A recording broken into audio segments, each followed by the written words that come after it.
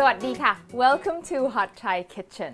Today's a special day because I am actually baking. And if you've been following the show, you know that I've never actually baked on the show. And I really enjoy baking actually, and I've even worked in a pastry shop before. But baking isn't really a big part of Thai cooking, so it's just never come up on the show. But what I'm going to show you today is a cake recipe that I have never had anywhere outside of Thailand. So it's a Western style cake, but the way it's done is unique to Thailand, okay? So we're making caramel custard cake, or in Thai, caramel custard cake. It's the same thing, just with a Thai accent. And so it's a fluffy, light chiffon cake with an orange flavor. And instead of frosting, it's got a creamy layer of creme caramel or flan on top. It is out of this world. It was my favorite cake as a kid, and so now I'm going to share it with you. Let's get started. So first thing first, I have to prep my pan. So the oven is preheating at 350 Fahrenheit, and this cake is going to be baked in a water bath. So I'm going to prep that first. What I like to do is let the water heat up in the oven while the oven is preheating. It just needs to come up to about half an inch because we just need to sort of make it go up as high as the layer of custard. So that's good, I can always add, and then I'm going to put this in the oven. So there are 3 layers to this cake: the caramel, the custard, and the cake. Okay, so first let's make the caramel. I'm just making a dry caramel like you would when you make, if you've ever made a creme caramel. So I've got some sugar, and I'm just gonna heat it up until it's melted and turns into a nice amber color. Now the color of your caramel, up to you. I like it quite dark because I like that intense, sort of almost a slightly bitter flavor, but if that's too much for you, you can do a light golden color. While my caramel is cooking, my cake pan is actually heating up in the oven. So that way, when I pour the hot caramel into the pan, it doesn't cool the caramel down too fast, and so I have a lot of time to spread the sugar around, making it even. So you don't want to be stirring this all the time, but I do want to stir it enough to distribute the color. So any dark spots, you can stir the dark spots a little bit and watch it carefully, okay? Because it burns fast. All right, I'm going to turn that off. I'm pretty happy with that color. Get my cake pan out quickly. I'm going to pour the caramel into my cake pan very quickly. Swirl that. See, if your pan is cold, it'll cool down pretty quickly and makes this very difficult to do. Bubbles! I don't want bubbles. Little bubbles are no problem at all. You just don't want big mama bubbles hanging out.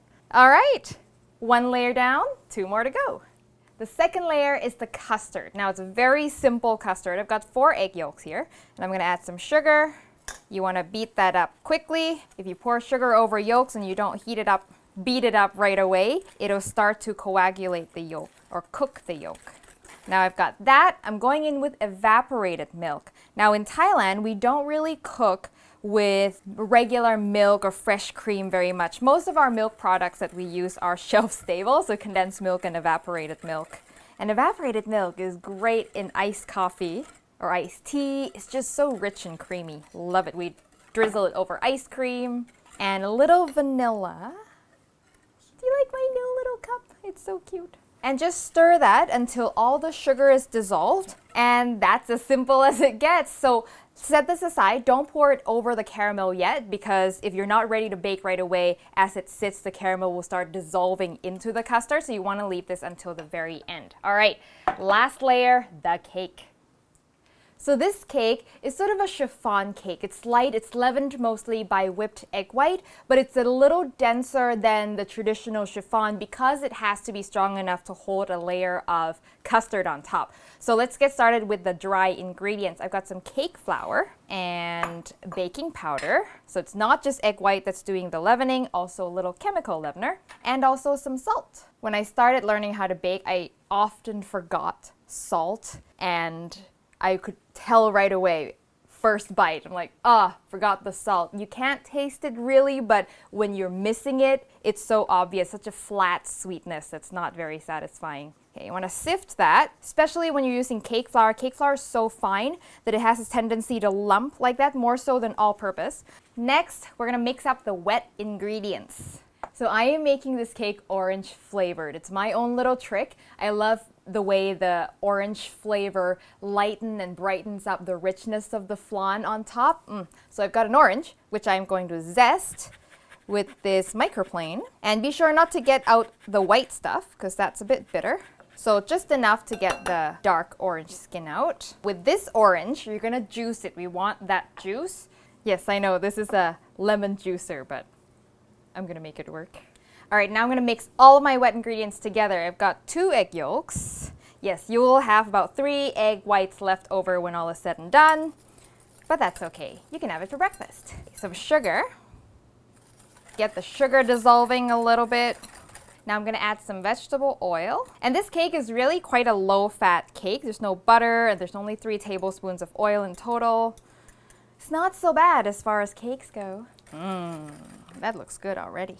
Now the orange juice.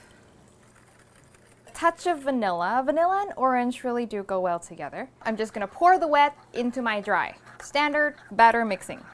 Be gentle in the beginning so you don't kick up flour all over the place. And because we're using cake flour, it's a very low protein flour, so you don't have to worry too much about overdeveloping gluten and making it tough. So you can really go crazy. So at this point, you want to whisk until you've got no more lumps of flour, okay? It smells so good. Orange flavored cake is my all-time favorite flavor when it comes to cake. All right. And now for the primary leavening agent, I'm going to whip up some meringue, so basically some egg whites. I'm using this oversized bowl because it's the only thing I've got that'll work. So 3 egg whites in here. And then I'm going to also add a little bit of cream of tartar, which is just an acid that'll help stabilize the egg whites and it'll help improve volume.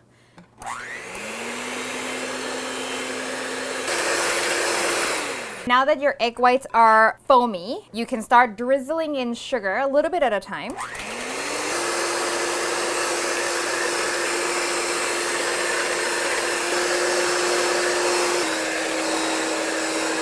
You want a stiff peak, so if you pull it up and you've got this cute little peak that doesn't droop all over the place, then you're good to go. Don't overbeat it, because otherwise it'll ruin the egg whites. Okay, almost done. One last thing to do.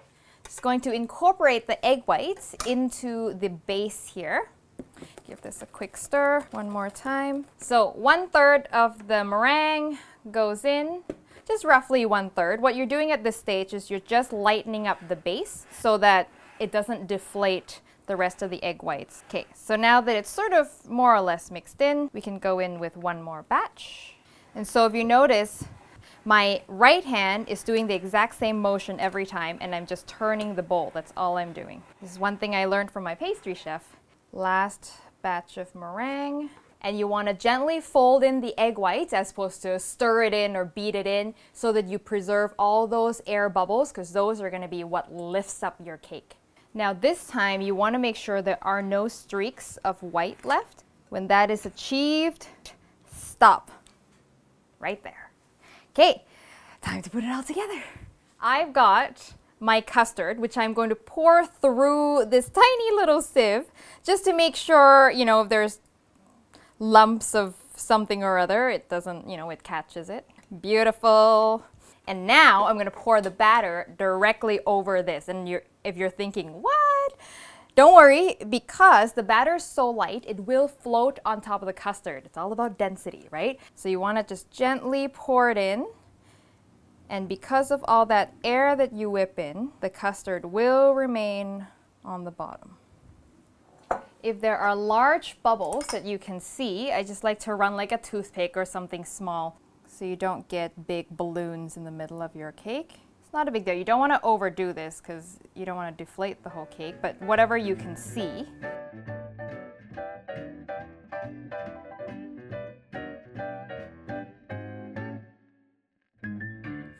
So the cake is minutes from being done. Now, unfortunately, there is no real way of testing the doneness because the last part that's going to be done is the custard in the center. So if you try the toothpick test, when you pull it out, the cake will wipe your tester clean. So even if there's a little bit of liquid on the bottom, there's no way for you to tell. So I'm just going to go by time and the color of the top of the cake. in my experience, 45 to 50 minutes, and the top of the cake will be nice and golden brown. And you want to flip it as soon as it come out of the oven, because if you wait too long, the thing about chiffon cakes is that they shrink as they cool. Okay, all chiffon cakes do that. And so if you wait too long, it'll shrink too much, and then the base will be too small to support the top. So you want to get everything ready. When the cake comes out, you're ready to flip. Ah, look at that.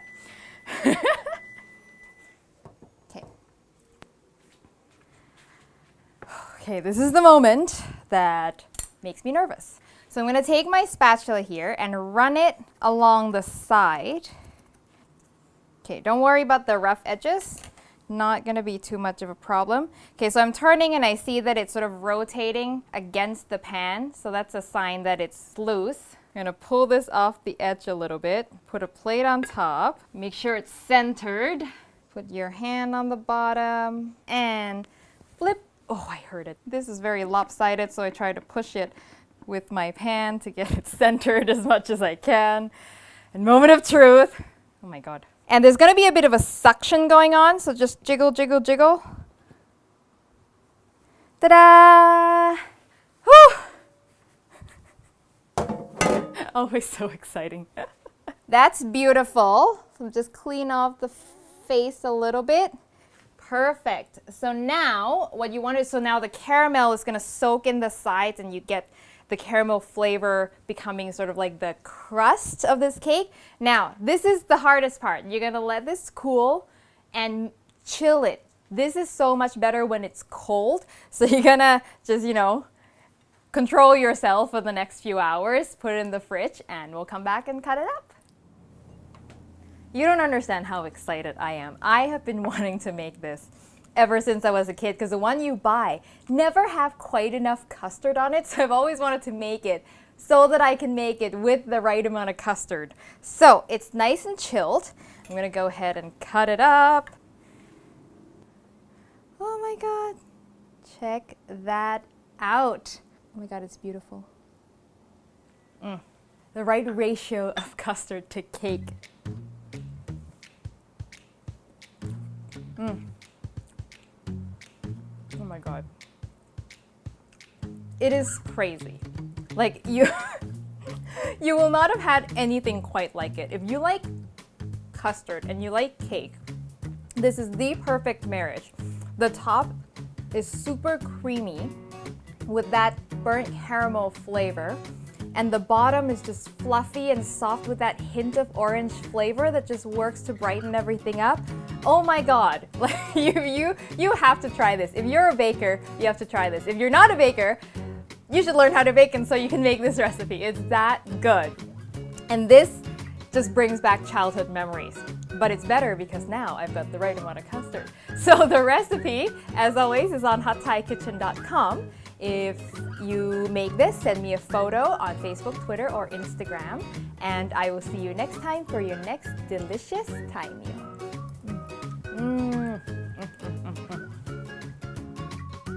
That'll help stabilize the egg whites and it'll help improve volume.